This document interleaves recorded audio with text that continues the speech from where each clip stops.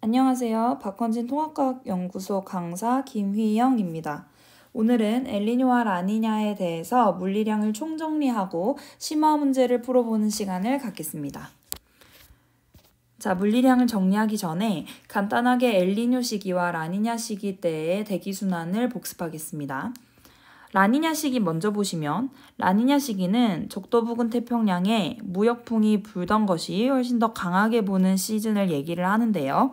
그렇기 때문에 무역풍이 동에서 서로 불면 서태평양 쪽에서 상승기류가 생기게 되고 라니냐 시기는 평상시보다 강한 무역풍이 불기 때문에 이 상승기류가 더 세지게 되며 동태평양 쪽에는 하강기류가 생성되게 됩니다. 자, 엘니뇨 시기는 무역풍이 평상시보다 약하게 불기 때문에 무역풍이 동에서 서로 부는 요 바람이 서태평양 끝까지 가지를 못하고 중앙태평양 쪽에 머물게 됩니다. 그럼 따라서 상승기류가 라니냐 시기 때와 비교했을 때 동쪽으로 당겨지게 되며 상승기류, 즉 저기압대, 다시 말해서 비가 오는 구역이 서태평양에서 조금 더 동쪽으로 당겨지는 경향을 보입니다. 또한 서태평양을 바라보시면 라니냐 시기 때와 비교했을 때 비가 오던 상승기류가 발달하여 비가 오던 서태평양에 비해서 엘니뇨 시기 때는 그것이 동태평양 쪽으로 당겨졌기 때문에 이때는 하강기류가 발달해서 비가 오지 않게 되는 경향을 보입니다. 자, 그러면 이젠 해수의 변화를 보겠습니다. 동태평양과 서태평양에서 해수면의 높이 그리고 수온약층의 시작 깊이를 엘니뇨 시기, 라니냐 시기 비교해서 직접 그려보겠습니다. 자, 위에는 엘니뇨 시기를, 밑에는 라니냐 시기를 그려보겠습니다. 자, 엘니뇨는 무역풍이 약화되는 시즌을 얘기를 했고요. 라니냐는 무역풍이 강화되는 시즌을 얘기를 합니다. 자, 그러면 이 그림에서 끼릭끼릭 하시면 됩니다. 자, 끼릭끼릭의 의미가 무엇인지 지금 알려드리겠습니다. 제가 지금 그려놓은 이 그림들과 이 경사들은 평상시의 태평양의 해수면 높이와 수온약층 시작 깊이를 말합니다. 평상시는 무역풍이 불어 동에서 서로 무역풍이 불죠. 자, 이 무역풍을 따라서 해수면의 표층 해수는 동에서 서로 움직이게 되고 그럼 자연스럽게 해수면이 동태평양이 낮아지고 서태평양이 높아지는 경향을 보입니다. 또한 동태평양 해수면이 낮아졌기 때문에 물이 부족해서 이 부족해진 물을 채워주기 위해서 밑에 찬물이 용승하게 되는데요. 이 용승하는 층을 수온약층이라고 하고 그 수온약층의 시작 깊이를 제가 그려놓은 것입니다.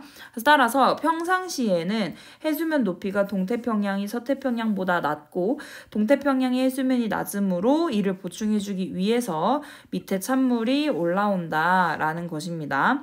두 개 다 그려놓은 이유는 엘니뇨와 라니냐는 각각 평상시와 해수면 높이, 수온약층 시작 깊이가 어떻게 변화하는지를 중심적으로 공부하셔야 합니다. 또한 제가 가운데 그려놓은 이 화살표의 의미는 무엇이냐면 해수면 높이와 수온약층 시작 깊이 그 사이층을 저희가 뭐라고 하냐면 혼합층 이므로 혼합층의 두께를 얘기합니다. 또한 혼합층의 두께는 문제에서는 어떻게 표현이 되냐면 따뜻한 해수층의 두께라고도 표현됩니다.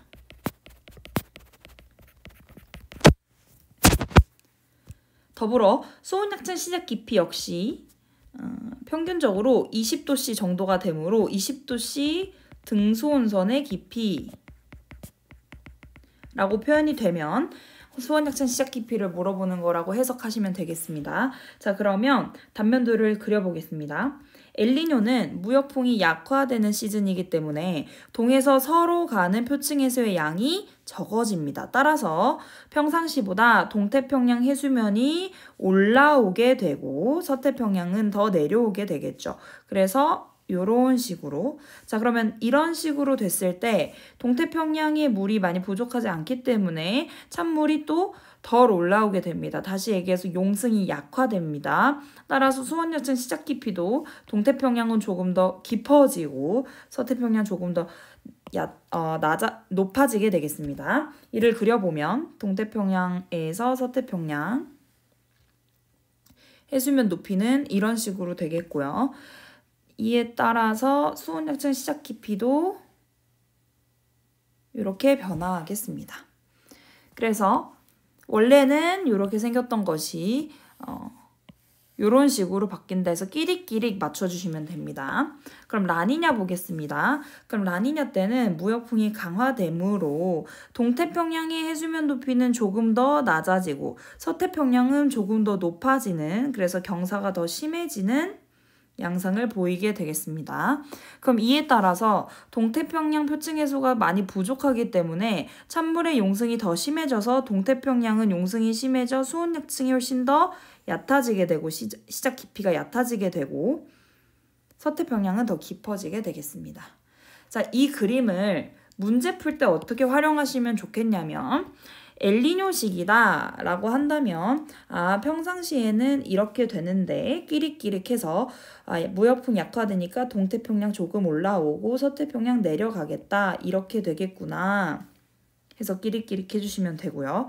라니냐 때는 평상시에는 이런데 경사가 더 심해지겠지 해서 또 끼릭끼릭 해주셔서 푸시면 되겠습니다. 그러면 이 그림에서 알 수 있는 물리량을 포함하여 문제에서 물어볼 수 있는 모든 물리량을 정리해 보겠습니다.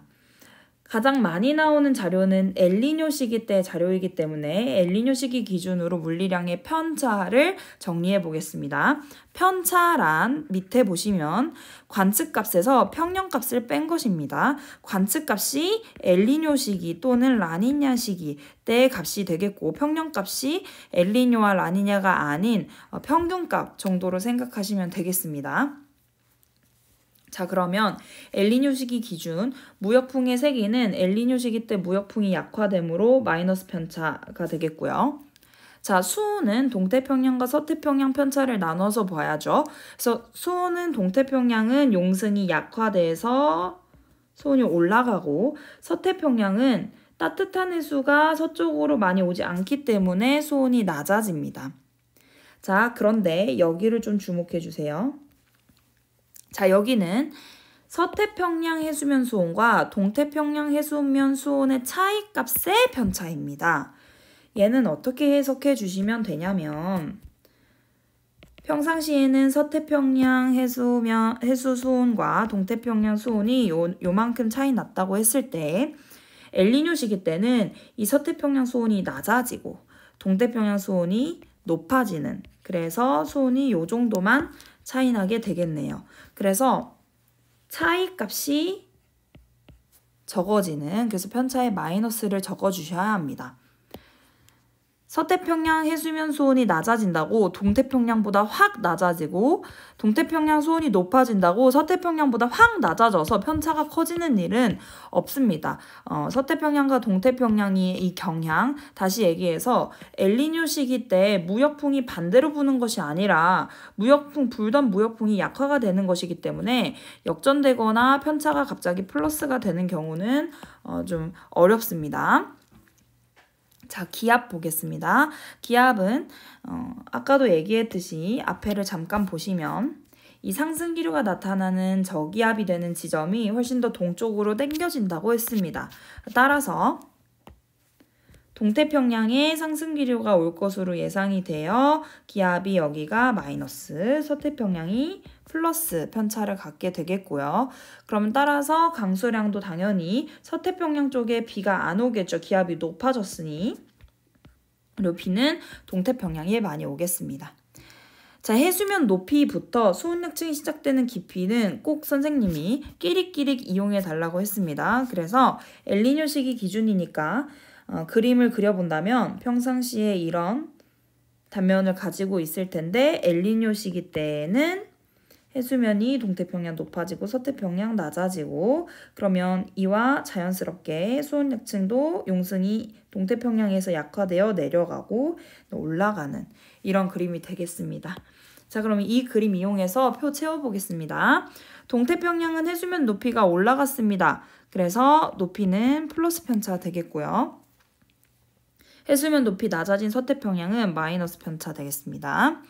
자, 얘도 마찬가지입니다. 서태평양 해수면 높이 빼기 동태평양 해수면 높이도 그 차이가 줄어드는 것이지 이렇게 역전되지는 않는다라고 생각해 주시면 좋겠습니다. 그래서 두 해수면 높이의 경사 차이가 줄어든다 해서 편차 마이너스 되겠고요. 혼합층의 두께 보겠습니다. 동태평양은 혼합층의 두께가 요랬다가 더 두꺼워지는 경향이 있네요. 그래서 두꺼워지고, 자, 서태평양 보시면 원래 까만색 두꺼웠다가 조금 더 얇아지는 경향이 있네요. 그래서 마이너스이고요. 자, 따뜻한 해수층의 두께는 혼합층의 두께와 같다고 했죠. 그래서 똑같이 써주시면 되겠습니다. 자, 수온약층이 시작되는 깊이 한 번만 복습할까요? 뭐라고도 표현되냐면 20도씨 등수온선 시작 깊이라고도 표현된다고 했습니다. 그럼 수온약층이 시작되는 깊이임을 주의를 해주시고 동태평양은 깊이가 엘니뇨 때 더 깊어졌습니다. 그러니까 플러스 편차 되겠고요. 서태평양은 깊이가 더 얕아졌습니다. 그러니 마이너스 편차 되겠습니다. 이렇게 정리해 주시고, 자, 그럼 이제부터 심화 문제를 풀어보겠습니다. 그림 가는 동태평양과 서태평양의 적도 부근 해역에서 관측한 표층 수온을 동그라미와 X로 순서 없이 나타냈고, 그림 나는 태평양 적도 부근 해역에서 2년 동안의 강수량 변화에 따른 표층 연분 편차를 나타낸 것이고, A와 B는 엘니뇨 라니냐, 기억은 A, B 중 하나라고 했습니다. 그러면 자료 해석 먼저 가보겠습니다. 자, 시간에 따라서 수온이 어떻게 됐는지를 나타냈는데요. 지금 보아하니 엘니뇨 라니냐 시기를 할 거 없이 X 해역이 계속 연중 수온이 높습니다. 이걸 보아하니 아까도 얘기했다시피 X는 서태평양, 그리고 항상 수온이 낮은 동그라미가 동태평양 되겠습니다. 엘니뇨 시기 때도 무역풍이 불기는 하지 약화됐다. 그렇기 때문에 용승이 일어난다. 다만 약화됐기 때문에 평상시보다 수온이 높아지는 것이지 반대 경향이 나타나는 건 아니다라고 말씀드렸습니다. 자, 그러면 서태평양과 동태평양의 수온 차이 보겠습니다. A시기는 동태평양 수온이 유난히 높고 B시기는 유난히 낮습니다. 이걸 보아하니 A는 엘니뇨, B는 라니냐 시기가 되겠고요. 자, 나 자료 해석해 보겠습니다. 자, 표층 연분 편차인데 뭐에 따른이라고 했냐면 강수량 변화에 따른이라고 했습니다. 따라서 연분이 낮다라는 것은 강수량이 많았던 시기였다라는 걸 의미를 하는 거고요. 기억 시기 보시면 동쪽의 태평양 그리고 중앙태평양까지 연분이 아주 낮은 것으로 보아 이쪽이 비가 많이 와서 이때는 엘니뇨 시기가 되겠습니다. 그리고 중앙태평양과 동태평양에 비가 많이 오고 여기는 비가 오지 않았으니까 엘니뇨 시기 맞고요. 엘니뇨 시기이므로 A, B 중에 A 시기가 되겠습니다. 자, 그럼 문제 풀어보겠습니다. 가에서 시간에 따른 표층 수온 변화는 동태평양이 서태평양보다 크다라고 했는데 서태평양 변화는 심하지 않은 편인데 동태평양 변화는 아주 심한 편을 볼 수 있죠. 그래서 동태평양이 큰 거 맞겠습니다. 자, 니은 되게 중요한데요. 니은은 따로 정리해 두시면 좋겠습니다. 자, 남적도 해류는 원리를 생각을 해서 니은을 풀어주셔야 되는데요. 남적도 해류는 뭐에 의해서 생기느냐? 바로 무역풍에 의해서 생기죠. 자, 그렇다면 무역풍에 의해서 생기는 해류가 하나가 더 있었죠? 바로 네, 북적도 해류입니다. 자, 그럼 남적도 해류와 북적도 해류 전부 무역풍에 의해서 형성되는 해류이기 때문에 우리가 엘니뇨 라니냐 문제 풀 때는 무역풍의 세기와 관련돼서 이 해류의 흐름을 해석해 줄 수 있어야 합니다. 따라서 남적도 해류는 A일 때가 B일 때보다 어떻게 했어요? 엘니뇨는 무역풍이 약화이니 이때 자연스럽게 남적도 해류도 약화될 것입니다. 따라서 강하지 않겠고요. 자, 그러면 북쪽도 해류도 여러분들 해석할 수 있으시겠죠? 네, 디귿은 기억의 표준연분 편차는 비일 때 나타나냐라고 했는데 엘니뇨인 A식이라고 저희가 찾았습니다. 자, 그럼 다음 문제 넘어가겠습니다. 자, 2번은 어떤 것 때문에 가져왔느냐? 등수운선 해석에 대해서 알아가시면 좋겠습니다.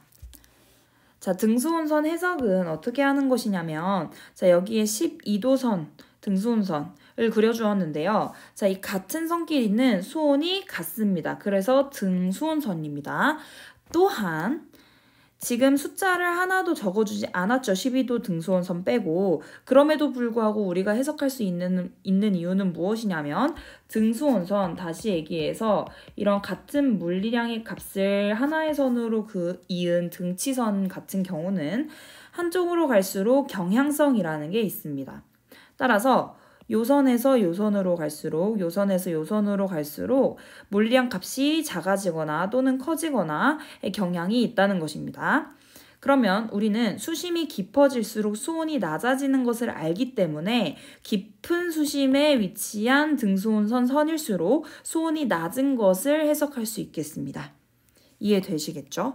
자, 그러면 가와 나는 엘니뇨와 라니냐 시기에 동태평양 적도 부근의 등수온선 분포를 나타냈다고 했고요. 이를 해석해보면 12도씨보다 더 위에 있는 등수온선의 선의 개수가 훨씬 많은 게 자료 가입니다. 이는 무엇을 의미한다고 했죠? 12도씨에서 이 선으로 갈수록 수온이 높아지죠. 수심이 얕아지니까. 자, 또한 등수온선의 특징은 이 선에서 요 선 한 간격, 이 선에서 이 선 한 간격의 물리량의 차이값이 똑같습니다. 그래서 예를 들어서 이 선에서 이 선이 1도씨 차이라면 이게 13도씨, 이게 14도씨, 이게 15도씨 이렇게 됩니다. 자료 나도 마찬가지입니다. 따라서 선의 개수가 훨씬 더 많은 가가 이쪽 수온이 높은 걸 의미하고 자료 나를 보시면 12도씨 등수온선이 수심이 애초에 얕은 곳에 존재를 하고 가와 비교했을 때 또한 수심이 얕은 곳에 가랑 비교했을 때 훨씬 더 적은 등수온선 개수가 있으므로 여기는 가에 비해서 수온이 낮은 것을 의미하겠죠. 이는 지금 동태평양을 그려놨다고 했으니까 그럼 가는 자동적으로 엘니뇨 시기가 되겠고 나는 라니냐 시기가 되겠습니다. 기니디 풀겠습니다. 표면 수온은 가가 나보다 높냐라고 했는데 지금 엘니뇨 시기 때 표면 수온이 훨씬 더 높겠죠. 또한 그림에서도 등수온선이 훨씬 더 많이 분포해 있고 표층 등수온선을 읽어봐도 요 선이 자료나에 이 선보다 훨씬 더 12도씨에서부터 많은 선을 거쳐왔기 때문에 값이 높음을 알 수 있습니다. 니은 수온 약층이 시작되는 깊이 역시 우리 끼릭끼릭 해주시면 단면도가 이런데 엘니뇨 시기 때는 이렇게 되므로 동태평양에서 수온 약층 시작되는 깊이 가가 깊어지겠습니다. 얘도 마찬가지로 자료에서 확인해 볼 수 있는데요. 수온 약층이 시작되는 깊이는 20도씨 등수온선이라고 했고요. 20도씨 등수온선이 당연히 12도씨로부터 특정 선에 걸쳐 있을 거고 어떤 선을 비교를 해보더라도 자료 가가 그 등수온선이 훨씬 더 수심이 깊은 곳에 존재를 하겠죠. 자, 디귿 엘니뇨 시기의 등수온선 분포를 나타낸 것은 가라고 찾았습니다. 자, 그러면 마지막 3번 문제 풀어보겠습니다. 3번 문제는 기니디는 아니고 자료 해석만 도와드리도록 하겠습니다. 자, 그림의 유형 1과 2는 두 물리량 X와 Y 사이의 대략적인 관계를 나타낸 것이고요. 표는 엘니뇨와 라니냐가 일어난 시기에 태평양 적도부근 해역에서 동시에 관측한 물리량과 이들의 관계 유형을 나타낸 것이라고 했습니다. 자, 그렇다면 이 표를 한번 들여다보고 해석해 보겠습니다. 이 표에는 X와 Y, 그러니까 두 지금 물리량들의 예시들이 적혀 있고요. 각각의 X, Y의 관계 유형을 1 또는 1 아니면 2로 구분해야 하는 그러한 문제입니다. 자, 그러면 유형 1을 한번 쳐다보겠습니다. X와 Y의 물리량 값이 X값이 커지면 Y값도 커지는 그런 게 유형 1이고요. 유형 2 보시면 X값이 커지면 반대로 y값은 작아져야 되는 그런 게 유형2입니다. 자, 그러면 어떤 걸 의미하는지 저희가 해석할 수 있겠어요. 유형 1은 두 물리량 x, y가 어떤 걸 의미하죠? 네, 비례함을 의미하고 유형 2는 두 물리량 x, y가 반비례함을 의미합니다. 따라서 지금 표에 적혀있는 이 두 물리량이 특정 엘니뇨 또는 라니냐 시기 때 같은 변화를 보인다면 유형 1, 반대의 변화, 반비례하는 변화를 보인다면 유형 2에 넣어주시면 되겠습니다. 그럼 해석해 보겠습니다. 자, 저는 엘니뇨 시기로 잡고 해석해 보겠습니다. 자, 그러면 X의 동태평양 저근형 구름량의 편차 엘니뇨 시기 때는 어떻게 되나요? 상승 기류가 동태평양 쪽으로 당겨진다고 했으므로 구름량이 많아지겠습니다. 편차는 플러스 되겠고요. 자, 그럼 똑같이 엘니뇨 시기 때 서태평양 해수면 높이 빼기 동태평양 해수면 높이 편차를 물어봤습니다. 그러면 서태평양 해수면 높이 동태평양 해수면 높이를 알기 위해 끼리끼리 그림 그려주시고, 자, 이 높이의 차이의 편차입니다. 그러니까 평상시에는 경사가 심했는데 엘니뇨 시기 때는 경사가 줄어든다고 했죠. 그러면 이 차이가 줄어들겠네요. 같은 엘니뇨 시기 때 두 개의 편차값을 비교해 봤는데 하나는 커지는데 하나는 작아지는 것을 보아하니 A에 해당하는 관계 유형은 유형 2가 되겠습니다. 되셨죠? 자, 그러면 두 번째 줄 보겠습니다. 두 번째 줄에 서태평양에서의 해면 기압 편차를 물어봤습니다. 엘니뇨 시기 때는 서태평양 해면 기압은 어떻게 되죠? 네, 플러스가 되죠. 왜냐면 상승 기류가 생기는 부분이 동쪽으로 당겨지고 서태평양은 상대적으로 하강 기류가 발달한다고 했습니다.